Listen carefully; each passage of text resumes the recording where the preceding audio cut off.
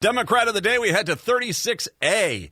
Susie Strom is kind enough to join us here. She is running for that House seat and kind enough to take some time today to talk about her campaign. Hi, Susie. How are you doing today? I'm doing well. How are you, sir? I'm doing very well. I'm glad. I mean, I was trying to get you on, I think it was 2 weeks ago. You weren't feeling that well. I'm glad you're feeling better. Oh, well, thank you. I also have to ask, I was U.S. Army. You are in the Army Reserves, right? I am now, yes. I was active duty for about 5 years, and now I'm doing the Army Reserves. So I have to know, as a specialist, I have to know, what was your rank there, so I know if I need to be saluting here. I'm currently a major. Oh, yes. Big salute. Hello. Sorry. Oh, no.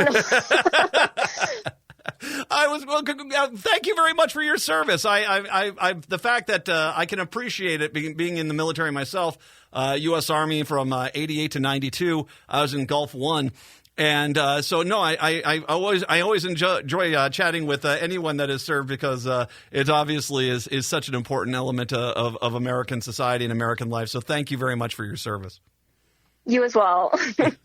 Well, first of all, let's find out a little bit more information. Who exactly is Susie Strom? So I am a mom of two young daughters. I'm an attorney, U.S. Army veteran and current reservist. And I'm also a Korean-American adoptee. I grew up in Coon Rapids and currently living with my family in North Oaks. Mm-hmm. What, obviously 36A. Now, this is the new 36A. It's kind of the north of 96, North Oaks, kind of the northern part of White Bear Lake. What are the other communities? Is it Lino Lakes is up that way?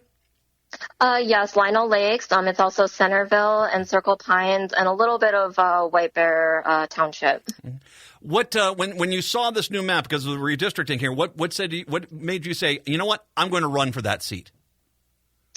Well, being in the military, I haven't ever considered running before, but then I was approached by a member of the Senate district, and I see this as a really good opportunity to continue serving others and the community, the state, and our nation. So, that's why I'm running.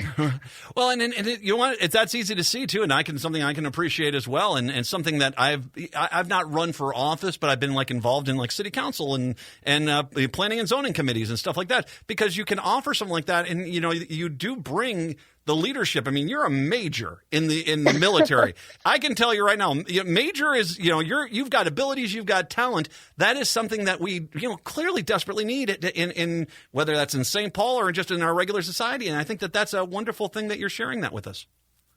Oh, well, thank you. Let's get down to some issues here. Now, obviously, I'm going to say this. I'm going to presume you're pretty big on veterans issues at this point. I don't mind bringing that up to begin with here because obviously we need to make sure the veterans who served our country and their families are being taken care of to the utmost extent.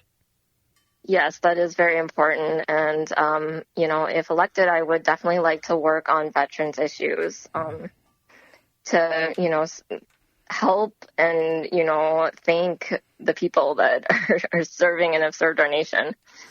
And I think as well, it's one of the things which always breaks my heart is that we have a lot of people when it comes time to send troops into battle or send troops into a conflict zone, that there's always lots of flag waving and ribbons around trees. But when they come back and they need those needed services, whether that's at a state level, that's at a federal level, there's a lot of people that don't want to put the funding in on that. And I think having, this is one thing that I love about Governor Walz, too, with his military experience.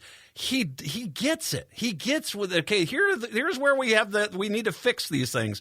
And obviously, from your perspective, that would, being able to find those gaps in the coverage and the needs that the veterans have in the state of Minnesota, that's tantamount to having a functioning system that's taking care of the veterans. Yes, I would agree with that. Yeah. Let's talk a little bit about education here. You're obviously a mom. I imagine that's something that is how old are your kids, if I can ask?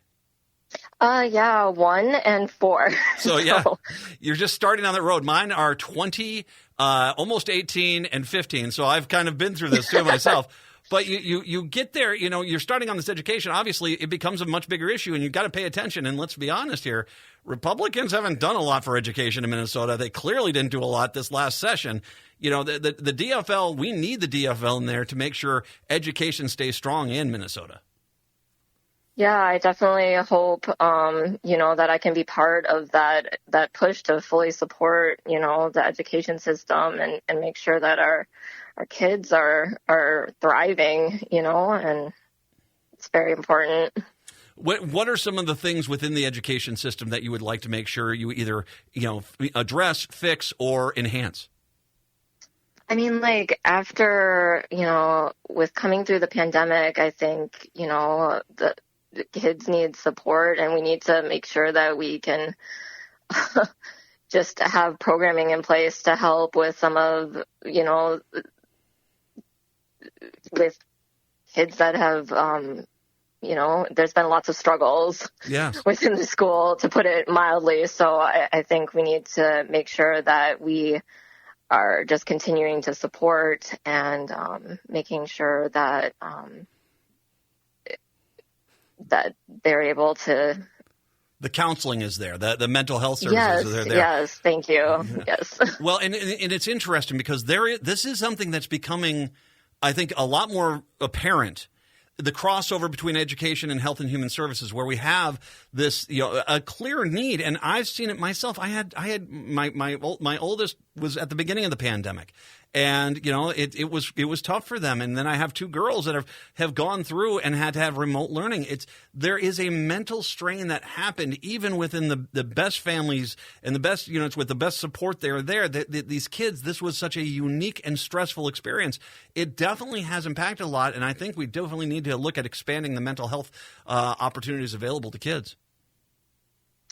Yes, we do. And just making sure that, because Minnesota does have a good education system, so we need to make sure that, it continues to be strong and that we're supporting it.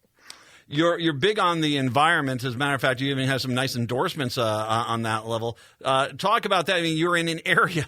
I was remiss, if I remember correctly. They wanted to tap a few lakes in your district to refill up White Bear Lake. At least that was one of the plans initially.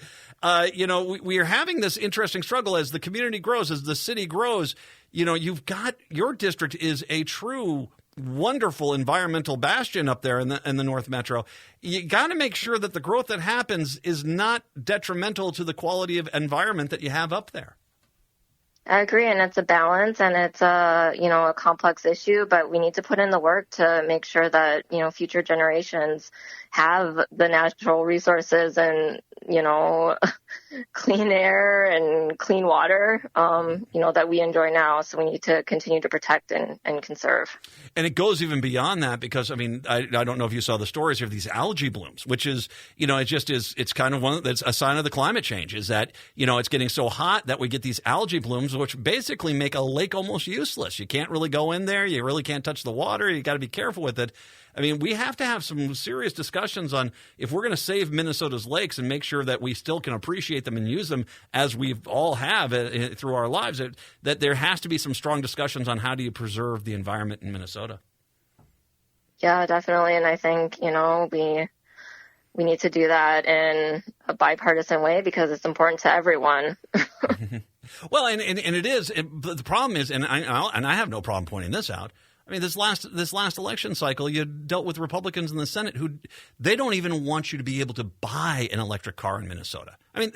Forget about whether or not you think electric cars are good or not. They're so committed to not changing, fossil fuel usage that they don't even want people to buy an electric car. And that's why, we have to have the DFL hold that house and get these seats because we have to have the common sense side of the argument sometimes show up for the discussion at least.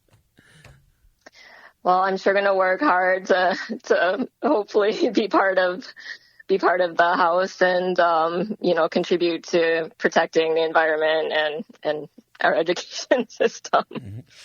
Healthcare as well. That's another one of your main issues you'd like to talk a little bit about. Discuss with us once again, and joining us, Democrat of the Day is Susie Strom, 36A. talk a little bit about healthcare. And I mean, obviously, we're in a very different world. We've got the vaccines now are available for 6-month to 5-year-olds, and they're actually recommending people get them now, because especially before the school year starts. We have had a nice reminder that we need to have accessible and quality healthcare for all, yet we still have a lot of areas there we need to work on to make sure that everyone does get that accessibility. Yeah, I mean, like, and such a relief with the vaccine. It's been a hard road to navigate for parents with like young children, and making sure that we're, balancing, protecting, and also like that they're, getting socialization and stuff. With healthcare, I think the pandemic has definitely shown the difficulties and just like access and affordability. So, I mean, I think it's definitely an area that we need to look at and make sure that access and affordability is there for Minnesotans. You also talk about something which is also, I think, is incredibly important. We've had discussions here about insulin, but we have essential medications and supplies. I'm firmly of the mindset you should not have a case where a life-saving medication costs more than a car in a year, shouldn't cost more than your rent in any given month. Yet with insulin, we've seen the insulin prices skyrocket, and they basically it's not affordable for a lot of people. We've done some things to try to address this, but we can't have a society where the life-saving medications are the equivalent of a carrot in front of the mule, where you're putting people on an internal debt just because they want to have, for goodness sakes, a life to be able to live. That should not be a curse into bankruptcy, in my mind. I would definitely agree. Yes, sir. The district up there, this is one of those seats, 36A, where it's kind of one of those things I want to make sure I point out is that this is one of those seats where if at all the Democrats are going to control the Minnesota House, and I think they've got a good chance of doing this, 36A is one of those seats we definitely want to have come in on the DFL column here. And Susie, you've got a big kickoff coming up here, I believe, on the 23rd, right? Yes, indeed. Yes. So I'm having my campaign kickoff, and it's going to be from 5:30 to 7:30 p.m. And that's just over at Sucker Lake Regional Park. So I've been there. It's a very nice regional park. Very well done. I've been hiking a lot of parks the last few years because that's one of the things you could do during the pandemic. What time is that at Sucker Lake Regional Park? It's from 5:30 to 7:30 p.m. 5:30 to 7:30. That is on the Thursday, the 23rd. You stop on by, see Susie up there. And then as well, I think the important thing, Susie, here is I want to try to get everyone out there. If you're listening to me right now, if you're in one of these safe DFL districts, that's great. Support your local DFLer by all means. Don't take any race for granted. But if you're in one of those seats where there's not even a Republican running, get up to 36A, donate, volunteer, door knock, phone bank, help out Susie Strom in that district and help that become a district for the DFL.